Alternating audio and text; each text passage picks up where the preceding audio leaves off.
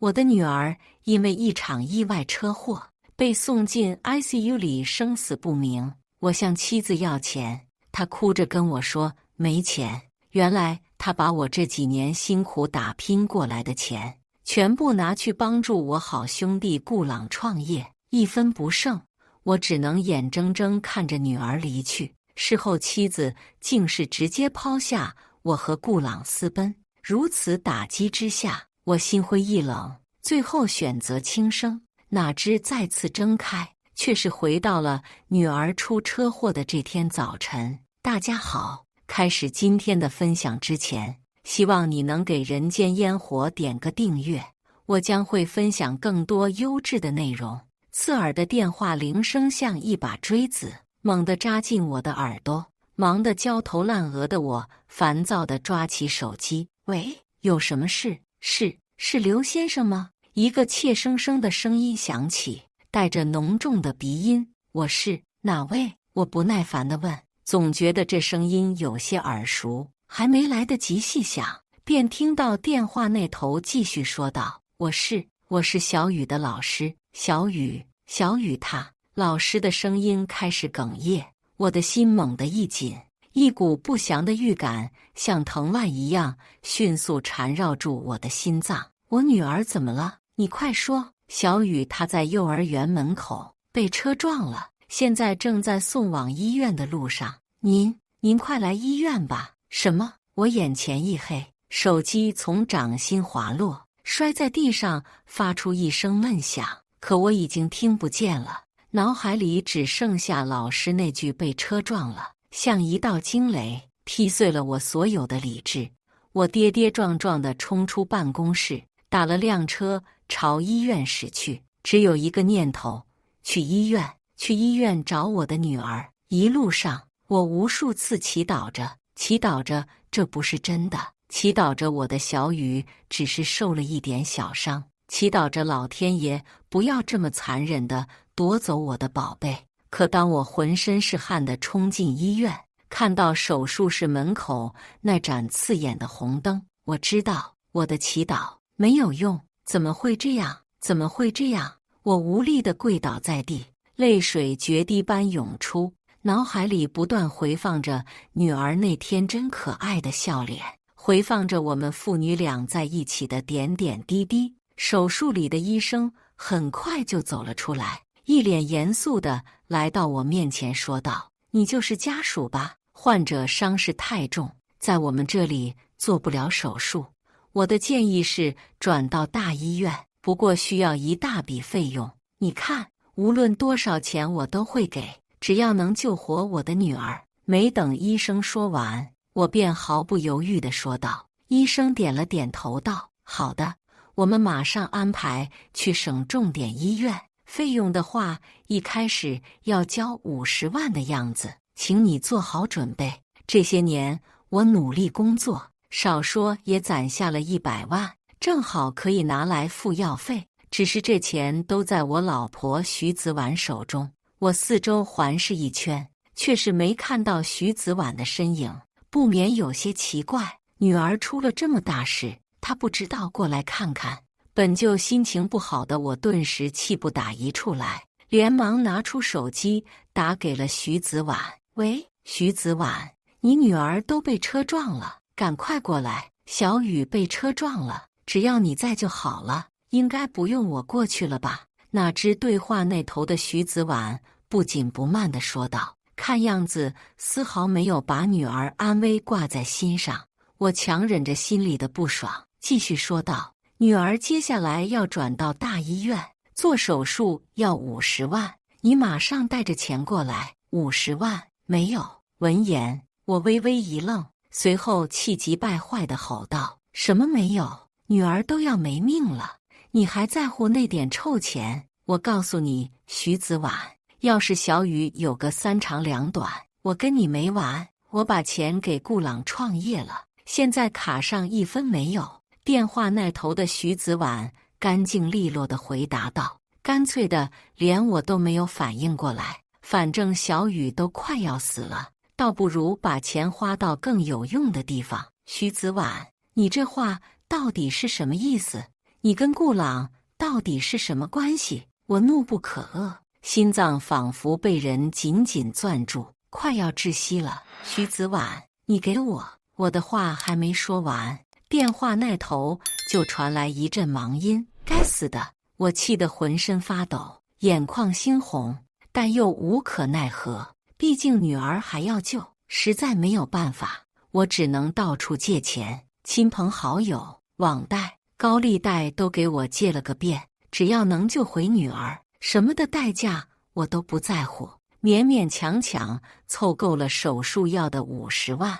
女儿转到省重点后，马上就安排了手术，但最终还是没能挺过来。面对女儿的离世，我每天以泪洗面，在她的葬礼上更是哭晕过去几次。可徐子婉却是看不出她有半点难过，反倒跟顾朗眉来眼去。直到这时我才知道，她早跟我的好兄弟顾朗勾搭上了。之前我存在他那的100万都被这对狗男女拿去挥霍，还用我的钱开了家公司。等我反应过来时，徐子婉早就把我一脚踹开，跟着顾朗逍遥快活去了。人财两空的我对生活彻底失去了希望，浑浑噩噩过了一阵子，决定投河自尽。冰冷的河水刺骨无比，但寒不过我的心。正当我希望能跟女儿在地府团聚时，眼前突然闪过一道白光，紧接着一股强大的吸力将我吸了进去。等我再次睁开眼时，发现自己竟然回到了女儿出车祸这天的早晨。我猛地从床上坐起来，大口大口喘着粗气，看着窗外熟悉的景色，听着耳边传来女儿清脆的笑声，一时间竟有些恍惚。爸爸，你怎么了？是不是做噩梦了？女儿小雨奶声奶气地问道，一边用她肉嘟嘟的小手轻轻地拍着我的脸。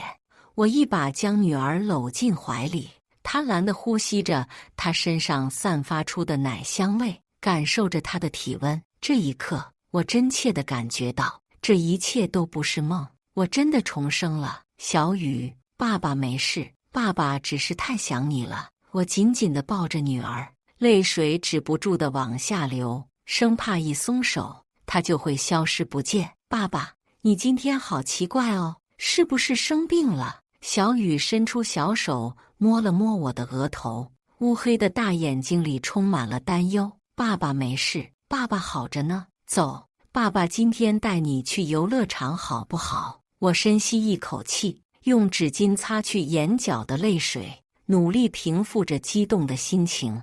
既然老天爷给了我一次重来的机会，那我一定要好好珍惜这一世。我要让徐子婉和顾朗这对狗男女付出惨痛的代价。好呀好呀，爸爸最好了。小雨高兴地拍着小手，清脆的笑声像一串串银铃，在我耳边回荡，也让我原本阴霾的心情逐渐明朗起来。我先向公司和幼儿园请了假，紧接着就带着女儿去游乐场玩了一天，成功躲过那场夺走她生命的车祸。我和小雨在游乐场开开心心玩了一天后，便打了辆车回家。回到家，徐子婉正翘着二郎腿坐在沙发上敷面膜，手中吃着一根冰棍。看见我和小雨回来，她眼皮都没抬一下，语气慵懒地问道：去哪了？怎么才回来？不知道今天小雨还有课吗？真是的，一点时间观念都没有。我心里冷笑，这女人装的还挺像那么回事。以前我拼命工作的时候，她成天不是逛街就是打麻将，对小雨的学习从来不管不问。现在倒是装起慈母来了。小雨最近学习太累了，我带她去游乐场放松一下。我尽量让自己的语气听起来平静，一把将小雨抱起来。宝贝儿，今天玩得开不开心呀？小雨开心地搂着我的脖子说道。开心，爸爸带我去坐了过山车，可刺激了，我都不知道该怎么说你。小雨都快要上小学了，你还带她去那种地方玩，连学都不上，太不像话了！徐子婉这话说的好像我犯了什么滔天大罪似的。我皱了皱眉，反驳道：“我就带小雨出去玩一下，怎么到你嘴里就成了十恶不赦了？我看你是想放松吧，整天就知道游手好闲，也不知道多赚点钱。家里开销那么大，你那点工资够干什么？”徐子婉猛地一下坐直了身子，一把扯掉脸上的面膜，指着我鼻子骂道：“行了，孩子在呢，少说两句行不行？”我强忍着心头的怒火，不想跟他多费口舌。哟，你还委屈上了？你看看你现在这个样子，还好意思说累？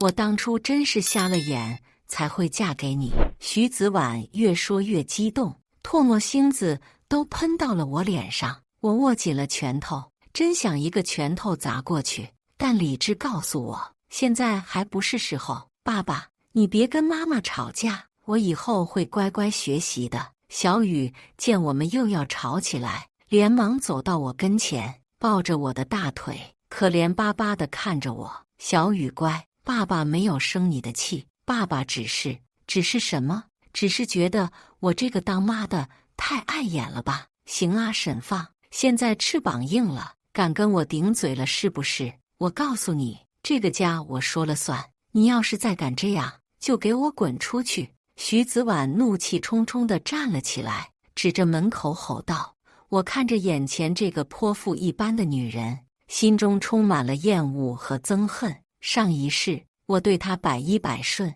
换来的却是无情的背叛和残忍的伤害。这一世，我绝对不会再让她好过。”我深呼吸几口气，强压下心头的怒火，装出一副顺从的模样：“不好意思啊，老婆。是我不对，这才像话。”徐子婉满意地点了点头。对了，月底发工资了吧？你别忘记上交。家里最近开销越来越大了，你得努力赚钱。听徐子婉这么说，我哪还会把钱交出去？随便胡诌了个理由，搪塞过去。想要复仇，仅靠我一个人是不可能的，我还需要其他人的帮助。第二天去上班的路上，我打电话给几位发小，约他们晚上吃个饭。时间来到晚上，下了班后的我来到之前常聚的烧烤摊，我的3个发小早就找好位置坐下了。哟，这不是放歌吗？来，就等你了。猴子眼尖，老远就瞧见我，一嗓子喊出来，震得我耳朵嗡嗡响。放歌？你个大忙人咋有空约兄弟几个吃饭了？稀奇呀！耗子也跟着起哄，拿起一瓶啤酒就往我手里塞，先罚1瓶，说好一起发财。结果你小子闷声发大财，也不说一声。我苦笑着接过啤酒，一仰头灌下去大半瓶。发什么财呀？混口饭吃罢了，能过日子罢了。哎呦，放哥这语气是发达了，看不上咱们兄弟了。说话的是大壮，这小子5大3粗，说话却细声细气的，反差感十足。就是放哥，咱们兄弟之间还藏着掖着。猴子也凑过来，一脸八卦，是不是攀上哪家富婆了？放心，咱不会告诉嫂子的。去你们的！我笑骂一句，真没骗你们，就是最近有点事，想求你们帮忙。猴子一听，立马来了精神，一拍胸脯：“放哥，你这话说的，咱兄弟之间说什么求不求的？有事儿你说话。”“是啊，放哥，咱们之间还用得着这么客气？”耗子也跟着附和。我没有立刻将事道出来，而是环顾四周，压低声音问道：“顾朗呢？怎么没来？”此话一出，原本热闹的氛围瞬间冷了下来。猴子挠挠头，眼神闪烁：“那孙子说是有事，来不了。”“有事？他能有什么事？”我冷笑一声，心里清楚，顾朗这是在躲着我。“放哥，你找那孙子干嘛？”耗子警惕地问道。“就是，放哥，那孙子不是个好东西，你离他远点。”大壮也跟着说道，语气里带着一丝愤恨。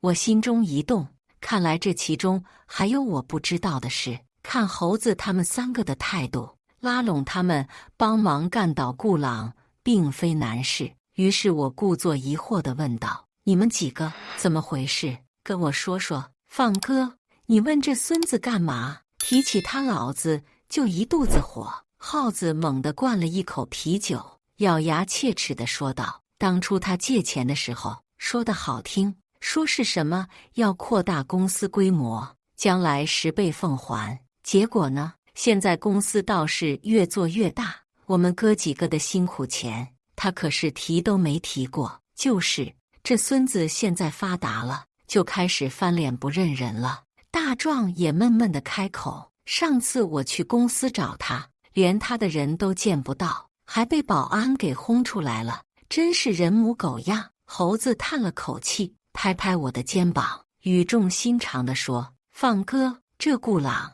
你以后还是少跟他来往。这人啊，心术不正。”我心里一喜，这不正好可以拉拢他们一起对抗顾朗。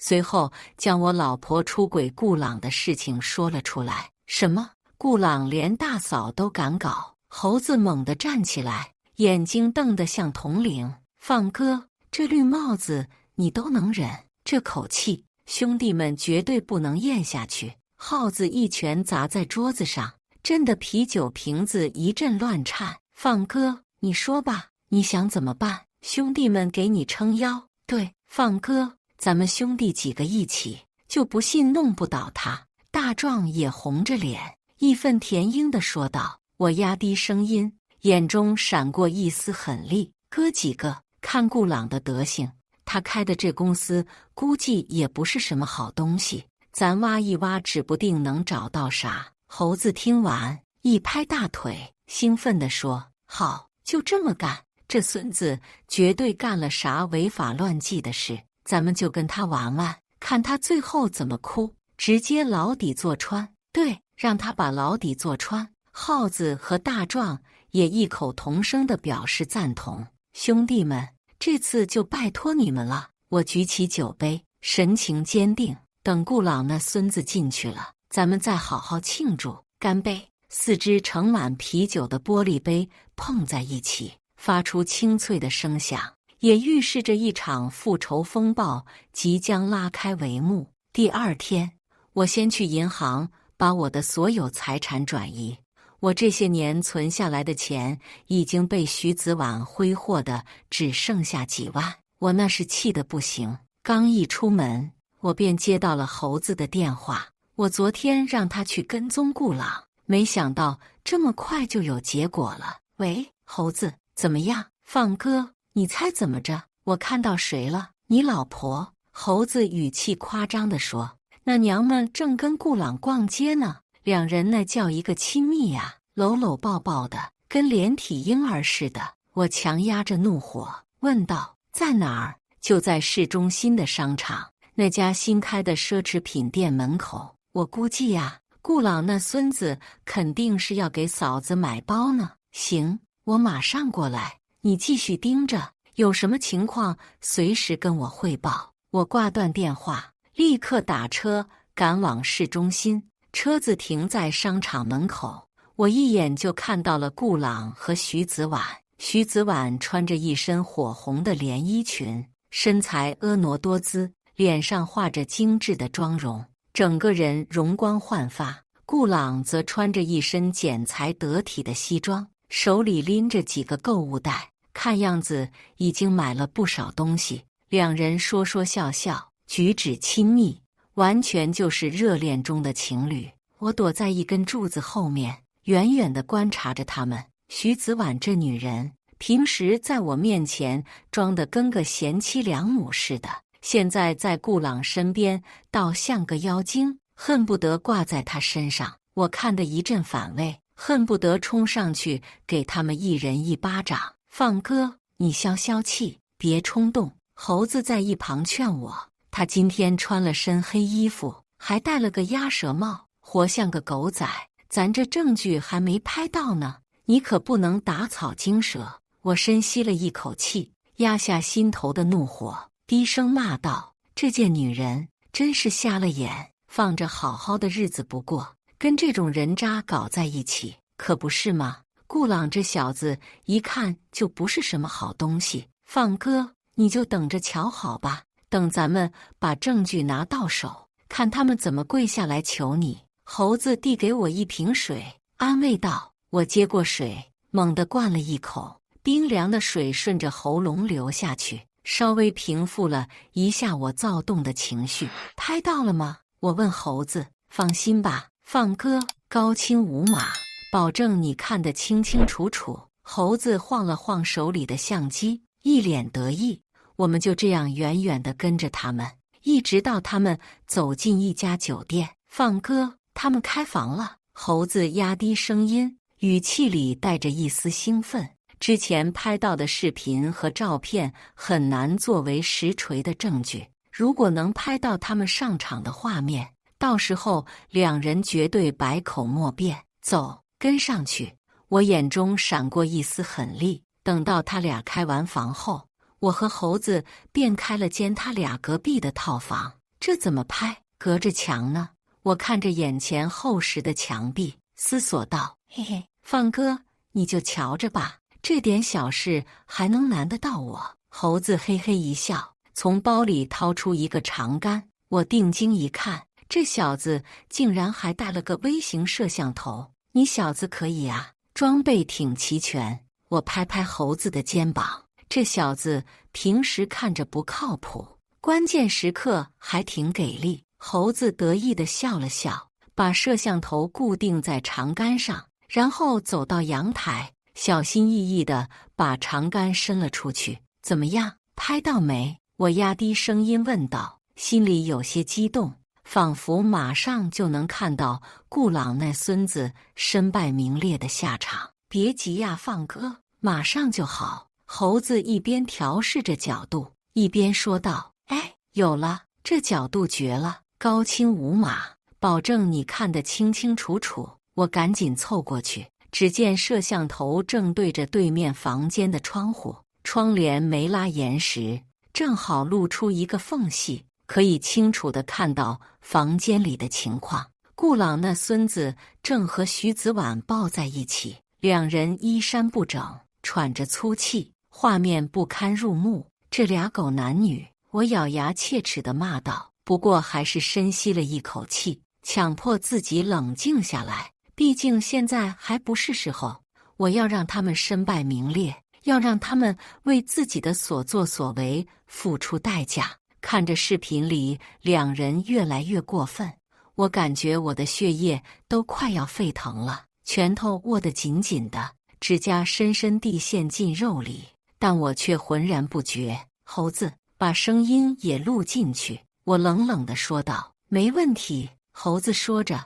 把摄像头的麦克风打开，顿时房间里传来一阵阵令人面红耳赤的声音。我听着这些声音，感觉胃里一阵翻江倒海，恶心，实在是太恶心了。这两人折腾了2个多小时才结束。拿到视频的储存卡后，我浑身止不住的颤抖，猴子只能不停地安慰我。顾朗送走徐子婉后，又叫了其他女人过来，没想到来的人居然是猴子的老婆张丽。猴子看到这一目标，一屁股跌坐在地上，眼睛瞪得像铜铃，脸色惨白，嘴唇哆嗦着，半天说不出话来。怎么会是他？怎么会是他？方才是猴子安慰我，现在轮到我来安慰猴子了。都说朋友妻不可欺，我实在想不到顾朗能混蛋到这般地步，不仅对我老婆下手，连猴子的都不放过。看着屏幕里那家伙得意嚣张的面庞，我心中暗暗冷笑，留给你小子的时间不多了。张丽来了后跟顾朗直奔主题，给猴子整的整个人都快抑郁了，给我劝了好一会才重新振作起来。等到顾朗和张丽离开，我和猴子才跟着一起离开。我俩拿到证据后，没有马上撕破脸皮，而是静待时机，按照下一步计划继续行事。第二天一早，我便和耗子开着车来到了顾朗公司楼下。放哥，你说这顾朗能答应咱俩投资的事儿？耗子坐在副驾驶上，边啃包子边含糊不清地问我。我冷笑一声，他当然乐意。这小子就是个见钱眼开的货色。也是，这孙子拿着咱的钱开公司，瞧把他能耐的。我估计公司早就被他掏空了，正愁没钱填窟窿呢。猴子说着说着，语气里竟然带了几分幸灾乐祸。我不置可否，按照顾朗的性子，不是没有这个可能。等我俩全部准备好后，便下了车，朝顾朗的公司大门走去。来到前台报上我俩的名字，想不到顾朗这小子居然亲自出来迎接。顾朗一身西装革履，脸上还带着虚伪的笑。哎呦，这不是沈哥和刘哥吗？什么风把你俩吹来了？顾朗在我们里头年龄最小，见着我们每个人都得喊声哥，只是现在听他这么喊，总觉得怪怪的，心里不舒服。我皮笑肉不笑地回了一句：顾总怎么亲自下来迎接，搞得我们都有些不习惯了。顾朗哈哈一笑：哪里哪里，两位可是我的好兄弟，我当然要好好招待了。呵，这小子还知道是兄弟，还敢做出这等混蛋事。我心里冷笑连连，但没有发作，而是跟着顾朗一路来到了他的办公室。一进门，他就迫不及待地问我：沈哥，我听说你最近手头挺宽裕的，不知道你对投资我们公司有没有兴趣？我故作沉吟，没有直接回答他的问题，而是反问道：顾总，我听说公司最近的财务状况不太乐观啊，不知道是不是真的？顾朗脸色一僵，但很快又恢复了正常。他干笑了两声：哪里的话，公司一切都好，沈放你可别听信谣言啊。我笑了笑，没有说话，只是静静地看着他，眼神中充满了审视。一旁的耗子接过话茬道：老顾，我和沈哥这次就是想看看你公司怎么样，前景好的话就投资一笔，顺便进你公司帮衬一下。听耗子这么说，顾朗也是被我看得有些心虚，他清了清嗓子，对秘书说道：把财务最近做的表拿过来，给我这俩兄弟看看。秘书很快就送到了我俩手里。耗子哪看得懂这些，随便瞄了两眼就扔到了桌上。而我作为财务出身，自然是能看出这里面有不小的问题。看来顾朗平时没少偷税漏税，进了他这公司，说不定真给挖出来。我将手中的文件淡淡道：顾总的公司看样子发展得不错嘛，我俩一直想找个靠谱的项目投资，就投顾总你的公司吧，你看给咱俩安排什么工作？顾朗开心的哈哈大笑，拍了拍我的肩膀，说道：好说好说，两位兄弟既然这么有诚意，那我也不跟你们客气了。这样吧，明天你们就直接来公司报道，怎么样？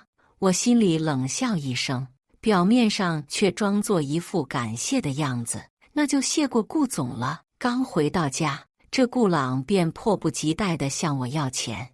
我现在全身上下就几万块，哪能拿出几百万？于是用在考察下公司作为理由搪塞过去。等到第二天，我先在原来的公司请了长假，随后便去顾朗的公司报道。第一天到顾朗公司，这小子还真没跟我客气。一间独立办公室，装修豪华，办公桌比我原来那张大2倍，真皮座椅坐着也舒服。我翘着二郎腿，心里冷笑：顾朗啊顾朗，你这可是把狼招进羊圈了。之后表面上我每天兢兢业业工作，暗地里则是查阅公司账目，寻找顾朗偷税漏税的证据。这天我还在查阅公司的账目时，顾朗突然上门，我连忙放好文件，迎了上去。顾总，你怎么来了？没，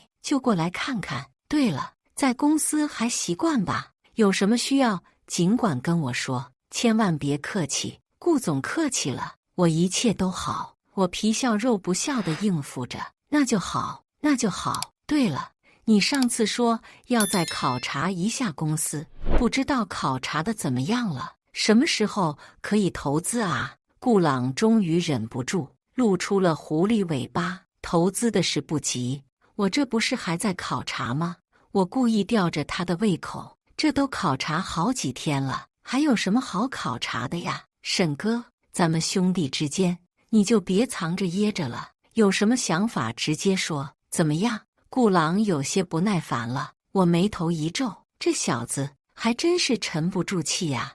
我放下手中的文件，抬起头看着顾朗的眼睛，一字一句地说：顾总，我这人呢，做事一向谨慎，投资这么大的事，我总得对得起自己，对得起我的钱吧。顾朗脸色一变，但很快又恢复了正常。他干笑着说：那是当然，那是当然，我就不多打扰了，你继续忙。顾朗前脚刚走，办公室的门又被推开了。我抬头一看，竟然是徐子婉。她今天穿着一身紧身连衣裙，勾勒出她那妖娆的身材，脸上画着精致的妆容，也不知道是给谁看的。哟，老公，你还在忙啊？我没打扰你吧？徐子婉扭着腰肢走到我面前，故意装出一副惊讶的样子。我微微一愣，这女人怎么来了？老婆大人驾到，有失远迎，有失远迎啊！我站起身，勉强扯出一个笑容说道。徐子婉走到我身边，伸手搭在我的肩膀上，手指不轻不重地在我的肩膀上画着圈。今天我过来看看你，顺便问问你晚上要不要一起出去吃个饭，咱俩好像好久没过二人世界了。徐子婉说着，身体有意无意地往我这边靠，我能闻到她身上那股刺鼻的香水味，就是顾朗身上那股龙香水的味道。我看这女人就是打着来看我的幌子，跟顾朗私会来着。我强忍着心头的恶心，不动声色地躲开了她的触碰。恐怕不行，公司账目太乱，我今天要加班整理好，陪不了你了。这样啊？徐子婉装出一副失落的样子，表示再找机会过二人世界。送走徐子婉，我坐到办公桌前，继续翻看着那漏洞百出的账本。我花了差不多1个月的时间，终于是整理好了顾朗偷税漏税的证据，将这些交给了是警察的大状。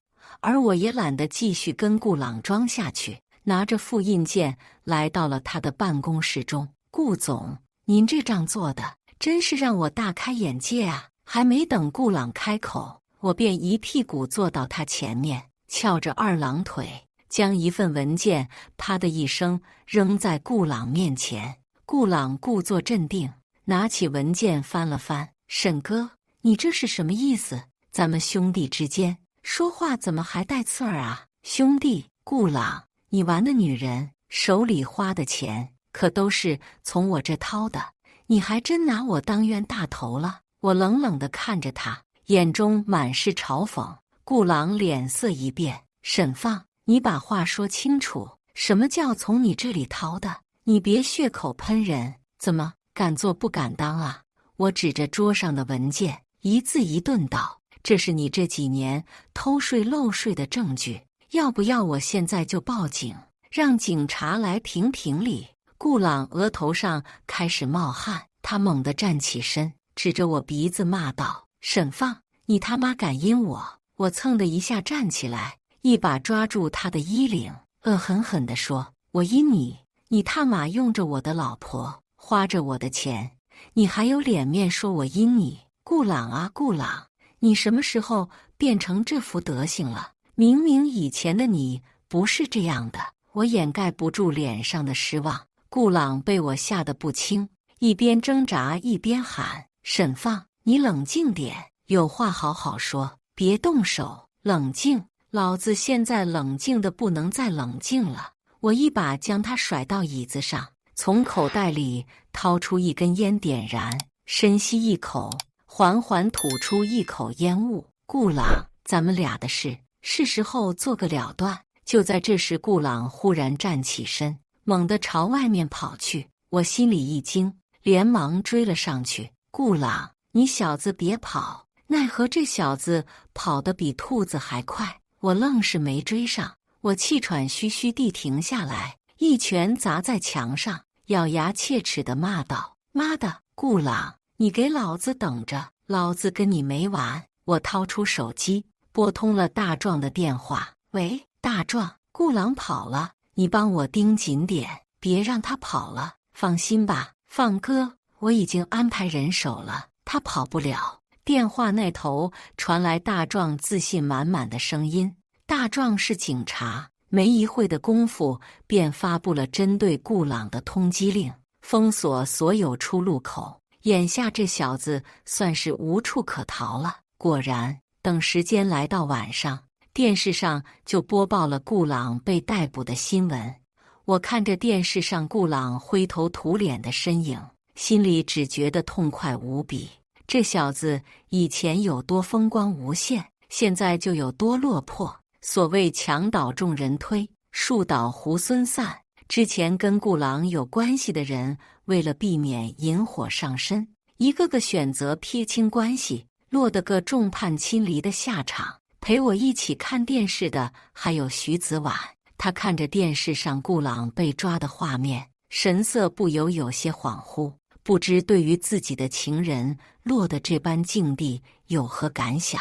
我不动声色地盯着他，心中暗暗冷笑。徐子婉，下一个就是你了。顾朗被抓后，徐子婉便装起了贤妻良母来，不过我可不会被他迷惑。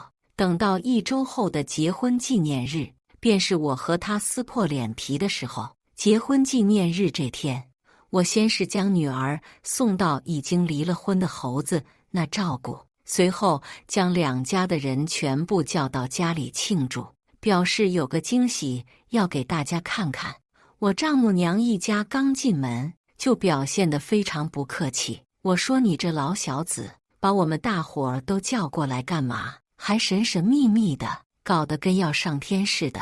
丈母娘李秀芳坐在沙发上，一边嗑着瓜子，一边斜着眼瞅我，语气里满是不屑。就是啊，姐夫，你这葫芦里到底卖的什么药啊？赶紧的，别浪费时间。徐子婉的弟弟许强也跟着起哄，这小子向来跟我不对付，估计是早就看我不顺眼了。我笑了笑，没说话，只是拿起遥控器打开了电视，将事先准备好的视频插了进去。这就是我给大家准备的惊喜。我说着，瞥了一眼坐在沙发上的徐子婉，只见他眼神闪烁，似乎有些心不在焉。电视屏幕上出现雪花点，紧接着画面渐渐清晰，出现的是一间昏暗的房间，隐约能看见男女亲密的画面。这不是最近被抓的顾朗吗？他怎么？有人认出了视频里男人的身影，顿时炸开了锅。这女的，这不是子婉吗？这也太不像话了！一时间，客厅里议论纷纷，所有人都用一种难以置信的眼神看着徐子婉。我妈不敢置信地捂住嘴巴，指着徐子婉，半天说不出话来。我爸则是一脸铁青，猛地一拍桌子，指着徐子婉的鼻子骂道：“你这个不要脸的东西！我们老沈家怎么就娶了你这么个玩意儿？”我冷眼旁观着这一切，心中没有丝毫波澜，仿佛这一切都与我无关。徐子婉脸色惨白，嘴唇颤抖着，却一句话也说不出来，只是愣愣地看着电视屏幕，像个木偶一样。视频还在继续播放，画面越来越露骨，声音也越来越清晰。宝贝儿，你老公那个窝囊废怎么满足你啊？还是跟着我好，保证让你欲仙欲死。视频里传来顾朗淫笑着的声音，听得我一阵反胃。你轻点，别。徐子婉娇喘的声音从电视里传出来，听得在场的每个人都面红耳赤。啪！我爸终于忍不住了，一个箭步冲上去，狠狠地甩了徐子婉一巴掌。你这个贱人，我们老沈家哪里对不起你了？你为什么要这么做？徐子婉被打得一个踉跄，瘫坐在地上，嘴角渗出一丝血迹，但他似乎已经麻木了，只是呆呆地看着前方，眼神空洞，像丢了魂一样。徐子婉父母一家见到自己女儿被打，哪能沉得住气？可也是徐子婉有错在先，不好多说些什么，只好带着她灰溜溜走了。之后，我跟徐子婉打了离婚官司，花钱请了最好的律师，直接让徐子婉净身出户，一分钱都分不到。女儿自然也是跟我哪忍心让她跟着徐子婉受苦？至于我的复仇，也落下了帷幕。以上就是今天分享的故事，大家有什么想说的、想吐槽的，欢迎在下方评论交流。也更希望能给人间烟火点个订阅，我将会分享更多